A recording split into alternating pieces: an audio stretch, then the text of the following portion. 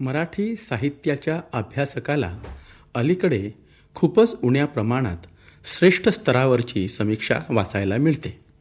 त्या संबंधीची कारणे अनेक असतील. उदाहरणार्थ बासी मर्ढेकर, शरच्चंद्र मुक्तिबोध, दी के बिडेकर यांच्यासारख्या स्वतंत्रपणे नव्या सिद्धांतांची मांडणी करणाऱ्यांचे युग संपले असेल. त्याचबरोबर श्री के क्षीरसागर, राश्री जोग, गंब ग्रामोपाध्ये, वाळ कुलकर्णी, पुशी रेगे, गंगाधर गाडगीळ, राभा पाटणकर यांची उणी जाणवू लागली असेल. किंवा प्राध्यापक राग जाधव, डॉक्टर विजया राजाध्यक्ष, डॉक्टर सरोजिनी वैद्य, डॉक्टर सुराज सुनेकर, प्राध्यापक मोसू पाटील, प्राध्यापक गंगाधर पाटील, माधव आचवल, दग गोडसे आणि डॉक्टर मिलिंद मालशे यांच्यासारख्यांच्या तोलामोलाचे स्वतंत्रपणे अभ्यास करणाऱ्यांचे लेखन मराठी साहित्याच्या अभ्यासकाला सहजपणे उपलब्ध होत नसेल. किंवा असेही असेल की गवगवा करून वा आरडाओरड करून साहित्य समीक्षेला स्वतःच्या आकलनानुसार बटीक बनवण्याच्या प्रयत्नात आत्मनिष्ठेपेक्षा आत्मनिष्ठ साहित्य समीक्षा करणाऱ्यांकडून मराठी साहित्याच्या अभ्यासकाचे लक्ष स्वतःपाशी ओढून घेण्याचे प्रयत्न यशस्वी होत असतील. परंतु ज्या व्यक्तीत प्रज्ञेचा आणि प्रतिभेचा संगम झालेला असतो त्या डॉक्टर विजया राजाध्यक्ष यांच्यासारख्या व्यक्तीने केलेले बहुपेडी विंध्यासारखे परिशीलनात्मक लेखन वाचनात येते तेव्हा मराठी साहित्यकाच्या अभ्यासकाला बऱ्याच प्रमाणात दिलासा लाभतो.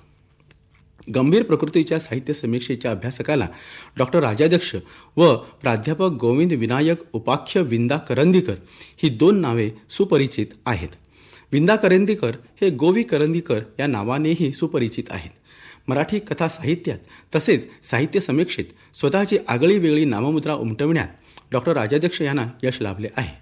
एक काळ असा होता की मंगेश पाडगावकर, वसंत बापट व विंदा करंदीकर यांची मराठी कविता लेखनात स्वयंसिद्ध मिरासदारी होती.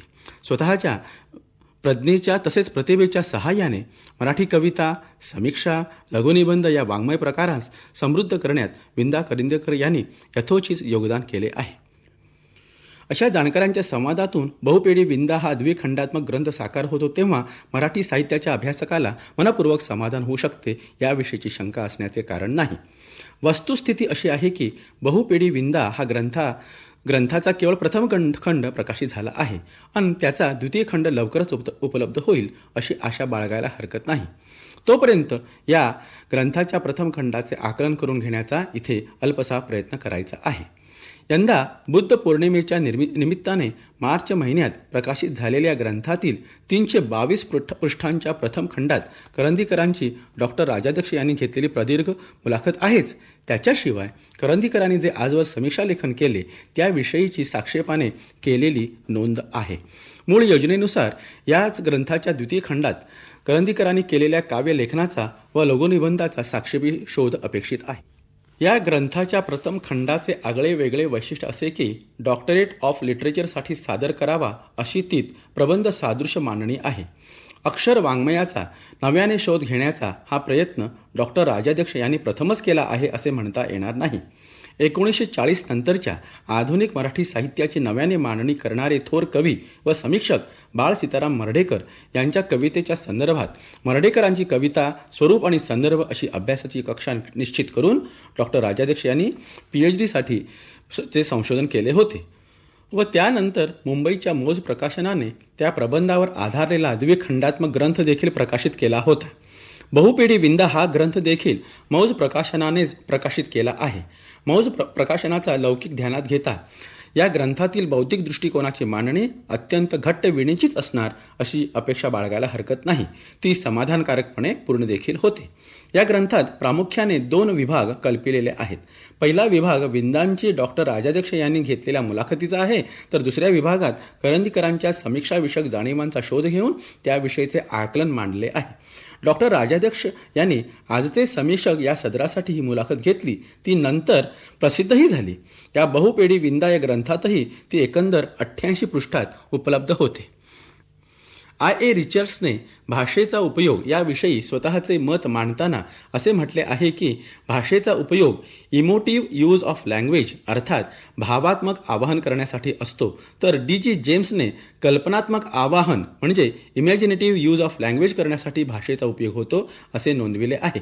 विंदासारख्या विलक्षण जागरूक तरीही संवेदनशील व्यक्तीची मुलाखत घेण्यासाठी भाषेला फिरकत देणाऱ्या, भावात्मकता जपणाऱ्या, जात्याच कल्पक प्रतिभावान व प्रज्ञावान व्यक्तीची आवश्यकता असते. अन्यथा अशी मुलाखत अत्यंत थातूर मातूर स्वरूपाची होण्याचा धोका असतो.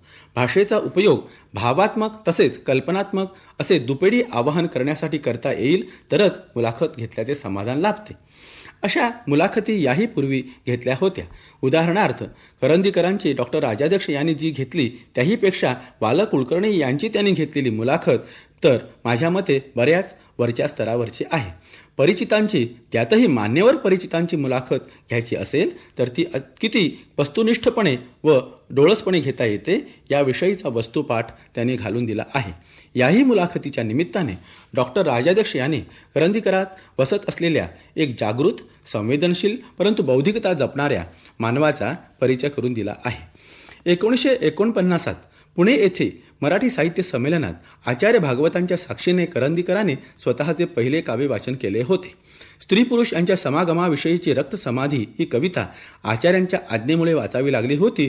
त्यावेळेचा अनुभव सांगताना करंदीकरांना स्वतःला कसा घाम फुटला याविषयीची नोंद देते. तर बाळ सीताराम मर्ढेकरांना मगरुरीमुळे आपण स्वतःच्या कविता संग्रहाची प्रत दिली नाही या संदर्भातीलही एक आठवण येते. या मुलाखतीत विपुल स्मृती आहेत. एखाद्या कवीला त्याची स्मृती मंजुषा खुली करायला लावणे ही काही सोपी बाब नव्हे. ती डॉक्टर राजाध्यक्ष यांनी यशस्वीपणे करून दाखविली आहे. या मुलाखतीच्या निमित्ताने स्वेदगंगा, मृदगंध, ध्रुपद, जातक, विरोपिका या त्यांच्या प्रौढ कवितांच्या संदर्भात सृजनात्मकतेच्या विषयीच्या जाणकार नोंदी येतात. तर स्पर्शाची पालवी, आकाशाचा अर्थ या त्यांच्या लघुनिबंधाविषयीचे आकलन होते. इथेच डॉक्टर राजाध्यक्ष यांनीच पुढे करंदीकरांचे समग्र लघुनिबंध संपादित केले होते याविषयीचे स्मरण होते. करंदीकरांनी मराठीत तसेच इंग्रजीत साहित्य समीक्षात्मक लेखन केले आहे. परंपरा आणि नवता, उद्गार, literature as a vital art, a critic of literary values हे काही महत्त्वाचे लेख मौलिक आहेत. काही त्यांनी संकल्पनात्मक स्वरूपाचेही लेखन केले आहे. तसे काही टर्नी ऑफ ब्युटी हा लेख अद्याप कागदावर उतरलेला नाही. एकंदरीतपणे इंग्रजी समीक्षकांच्या दृष्टीतून या लेखनाचे मूल्य नेमके कोणते आहे हे संबंधित विचारक सांगू शकतील. मराठीच्या पार्श्वभूमीवर वावरणाऱ्यांना या इंग्रजी लेखनाच्या संदर्भात विशेष काही सांगता येईल असे वाटत नाही. तथापि डॉक्टर राजाध्यक्ष यांनी तसा प्रयत्न करून पाहिला आहे. या लेखनाव्यतिरिक्त करंदीकरांनी अनुवाद, अर्वाचीनीकरण, बालकाव्य असे विपुल लेखन केले आहे. या मुलाखतीच्या निमित्ताने त्यांच्या संपूर्ण लेखनाविषयीचा तपशीलवारपणे आलेख साकार होत जातो. त्यांचे समीक्षा लेखन देखील काव्यालाच प्राधान्य देते. आपण कवितेला अधिक वेळ देतो ही वस्तुस्थिती असली तरी स्वतःची कविते इतकीच लघुनिबंधातही भावनिक गुंतवणूक आहे असे ते सांगून टाकतात. मराठी समीक्षा लेखन हे सृजनाशी संबंधित आहे तर इंग्रजीतील लेखन सैद्धांतिक तात्विक स्वरूपाचे आहे अशीही फोडणी ते करून दाखवतात. अरिस्टॉटलचे काव्यशास्त्र, फाउस्ट आणि राजा लिअर हे अनुवाद माधवराव पटवर्धन उपाख्य माधव जुलियन यांच्याकडून प्रेरणा मिळाल्यामुळे झाले असे सांगून ते ऋण मान्य करतात. काव्यगत विचार निखळ बौद्धिक स्तरावर पूर्णत्वाने कधीच जाणता येत नाही असा निर्णय करंदीकर देतात. चांगला वाचक एकांतात कविता वाचतो. कवितेतल्या अनुभवाप्रमाणेच कवितेची भाषा देखील कल्पनेच्या पातळीवर सजीव होऊन बोलत असते. पक्क्या बंदिशीची प्रत्येक कविता वाचकाला जणू तू मला असे वाच असेच सांगत असते. सर्वसामान्य वाचक तशी वाचू शकत नाही या वस्तुस्थितीकडे करंदीकर संबंधितांचे लक्ष वेधतात. मर्ढेकरावरचे तिन्ही लेख आपण केवळ ऋणभावनेने लिहिले, परंतु नव्या कवितेवर लिहिणे आपले कर्तव्य आहे असे वाटत नसल्याचे ते असे दिलखुलासपणे मान्य करतात. निव्वळ कौतुकापोटी लिहवणारी उमदी उदार रसिकवृत्ती स्वतःच्या स्वभावात नाही असेही ते स्पष्टपणाने सांगतात. मुलाखतीच्या भागानंतर डॉक्टर राजाध्यक्ष यांनी करंदीकरांच्या समीक्षात्मक लेखनाचे परिशीलन करण्याचा प्रयत्न केला आहे. त्या निमित्ताने त्यांनी नवीन दिशा देणाऱ्यांच्या कार्यांची नोंद घेत असतानाच मराठी साहित्याच्या क्षेत्रातील विविध आंदोलनांचा परामर्श घेतला आहे. करंदीकरांच्या मराठीतील व इंग्रजीतील समीक्षात्मक लेखनाच्या रूपरेषेची एक समयावच्छेदे करून मांडणी करीत असतानाच आवश्यक असलेल्या अभ्यास साधनांचा परिचय करून दिला आहे. त्याच्या आधारे करंदीकरांच्या या अशा प्रकारच्या लेखनातील प्रयोजनांचे, समस्यांचे आकलनही करून घेण्याचा प्रयत्न केला आहे.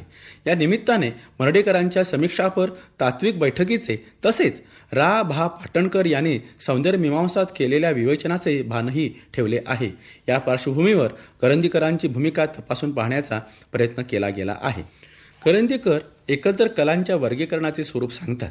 काही कलांच्या तुलनेत साहित्य वेगळे अस्तित्व बाळगणारा असा कला प्रकार आहे, कारण साहित्य ही वास्तवाची प्रतिकृती आहे असे ते मानतात. डॉक्टर राजाध्यक्ष यांनी त्याच अनुषंगाने असे मत नोंदविले आहे की करंदीकर रूढार्थाने जीवनवादी अथवा कलावादी नव्हत. या लेखात या बहुवडी ग्रंथाचे मूल्यमापन करण्याचे उद्दिष्ट नसल्याने केवळ मर्म सांगण्याचा प्रयत्न झाला आहे.